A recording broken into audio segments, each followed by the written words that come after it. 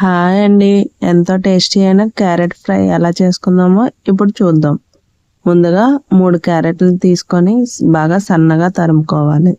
ఇప్పుడు stove on చేసి pan పెట్టుకొని ఆయిల్ వేసుకొని కొద్దిగా జీలకర్ర,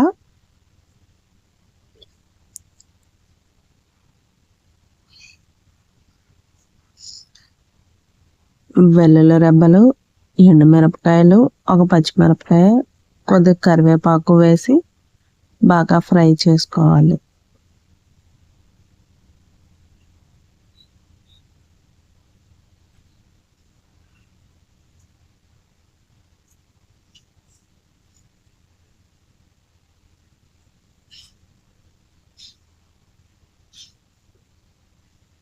ఇప్పుడు బాగా సన్నగా తరిమిన క్యారెట్ తీసుకొని ప్యాన్లో వేసుకొని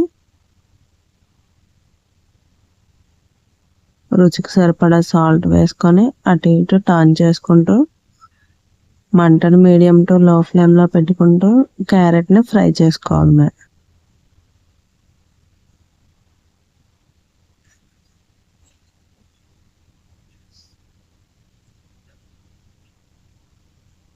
ఆఫ్టర్ 5 minutes క్యారెట్ ఫ్రై చూడండి ఫ్రై అవుతూ ఉంటుంది.